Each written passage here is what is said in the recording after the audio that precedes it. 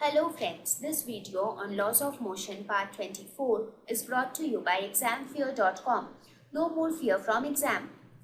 Please make sure that you have watched all the videos from part 1 to part 23 before going ahead with part 24. Now let us study the motion of a car on a banked road.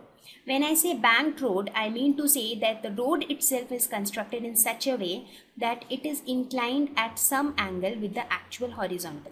Let us suppose this is the actual horizontal and this is angle theta. So this road itself is inclined at some angle theta with the horizontal.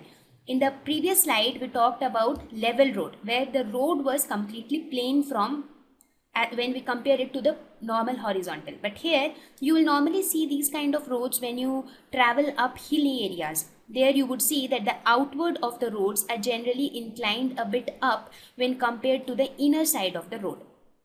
So when a car normally moves along this kind of curved path, so we will study the motion for such paths, that is for such banked roads. So let us draw the diagram here. Let us suppose this is the car of mass m. It makes some angle theta here. So let us suppose the weight which is acting downward would be mg. The normal reaction would act normal to the surface of contact. So this would be n. Now if this angle is theta, we can say this would be n cos theta. So this is theta. If this is n cos theta, this would be n sin theta. Correct? Now there would be a force of friction which would act along this direction. Let us say we denote it by small f. Now if this is small f and this is theta, this entire thing is 90 degree. So if this is 90, this is theta, this will also become theta. So this angle will also become theta. So if this is f, so this will be f cos theta. Correct?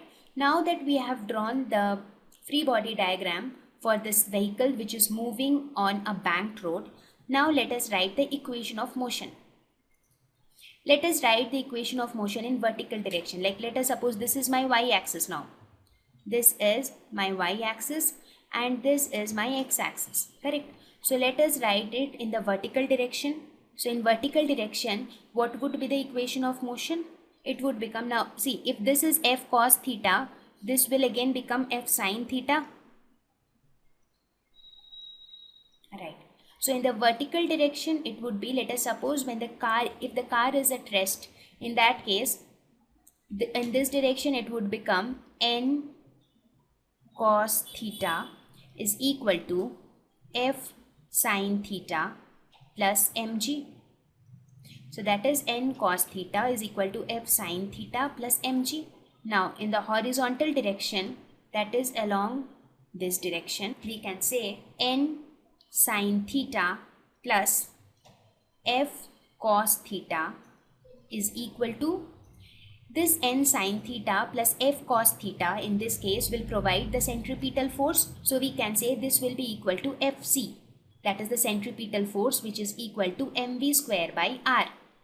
In the previous case also we saw that the force of friction provided the centripetal force. In this case a component of the force of friction as well as a component of the normal reaction, both together provide the centripetal force which makes the car move in a curved path.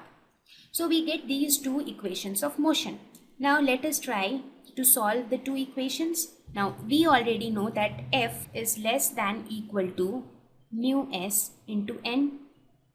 That is force of friction, that is Fs is less than equal to mu s into n. So for velocity to start, that means for the body to move, the value of F should be its maximum value, and the maximum value is mu s into n. Now we will put this value of F in the above two equations. So what do we get? We get n cos theta is equal to mu s n sin theta plus mg, and then n sin theta plus mu s n cos theta is equal to mv square by r. Now let us mark this equation as 1 let us say this equation as 2. Now from the first equation, that is from equation 1, we can say n cos theta. Just note that although the equation seems to be very big, but it is nothing but simple mathematical calculations. So this is equal to mg. So from equation 1, what we are trying to do, we are trying to write n in terms of all other terms. So this will be equal to mu s divided by cos theta minus mu s sin theta.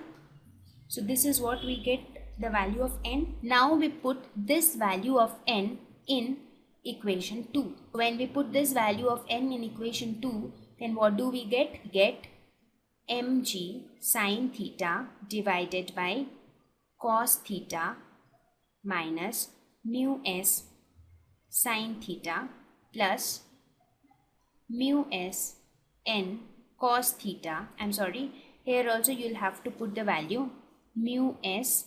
Instead of n, it would be mg divided by cos theta minus mu s sin theta. This is equal to mv square by r. Now we'll solve it. Mg sin theta plus mu s cos theta divided by cos theta minus mu s sin theta. This is equal to mv square by r. So we found mg sin theta plus mu s cos theta divided by cos theta minus mu s sin theta is equal to mv square by r. Now to simplify the calculations, let us divide the numerator as well as denominator by cos theta. So what do we get? We get mg tan theta plus mu s divided by 1 minus mu s tan theta. This is equal to mv square by r. I'm sorry, this is small r. So m gets cancelled. So we can say v square is equal to rg tan theta plus mu s divided by 1 minus mu s tan theta. Or we can say the maximum velocity is equal to root over r mu s plus tan theta divided by 1 minus mu s tan theta. So here we see the maximum velocity of the vehicle in a circular path on a banked road would be given by this value. So in the previous slide, we saw the maximum velocity that a vehicle can have in a circular path when it is moving on a level road. So in this case, this is the value of maximum velocity if the vehicle is moving on a banked road. Why is it the maximum velocity? Because if you go back to the previous slide and check, if you go back to the beginning of this calculation itself, you would see that we considered that if the velocity, when the velocity will be maximum, in that case, the friction, the value of static friction will be equal to mu s into n. So we started deriving this relation taking into consideration that the value of static friction is its maximum value. So when value of static friction would be the maximum value, then the velocity will also be maximum. So that is how we get the value of maximum velocity to be this much. Now we will go ahead and have a comparison between the two cases. So if you compare this value with the previous value, you will find that the velocity is greater for banked roads than level roads. That is why in many of the hilly areas, the roads are constructed slightly banked, so that the velocities of the cars while taking the turn is more. So we find that the value of Vmax in case of banked roads is greater than the value of Vmax in case of level roads. Now we will look at a special case of motion of car on a banked road. So what is that special case? Let us say if the value of mu s in the expression which we derived just now for Vmax, let us say if mu s is equal to 0. Mu s is equal to 0 would mean that there is no friction. Right? So if there is no friction, then what would be the value of Vmax if you put the value of mu s to be 0? Now what we derived the formula to be Vmax is equal to R into G mu s plus tan theta divided by 1 minus mu s tan theta. Now if mu s is equal to 0, in that case this value would become root over Rg tan theta. This would become the value of maximum velocity. So what do we infer from this? We mean to say that when speed is Vmax, that is no frictional force. That means when there is no frictional force, in that case the maximum velocity of the vehicle is equal to this much. So in this case, the centripetal force is given only by the normal reaction, only by the component of normal reaction and not by the frictional force. So when let us say we denote this value of Vmax as V0. So when the velocity of the car is V0, in that case no frictional force is needed to provide the centripetal force. So who will provide the centripetal force? Centripetal force will be provided by the component of the normal reaction. Which component of normal reaction? That is n sine theta. Go back to the derivation and see the first relation, you would come to know. So the centripetal force would be provided by this component of normal reaction. However, when this is the velocity, that is when there is no friction at all, and in those cases little wear and tear of tires take place. So that is one kind of disadvantage. So what did we observe by studying the motion of a car on a level road as well as banked road?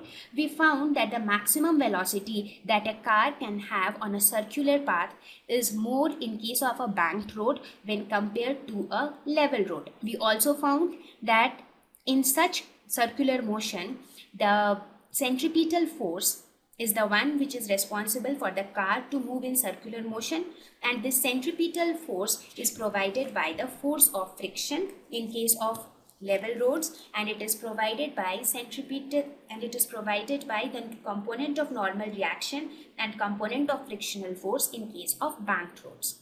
Before that, let's have a comparison between motion along level and banked. As I already told, the maximum velocity of a car in circular motion is greater on banked roads than on level roads.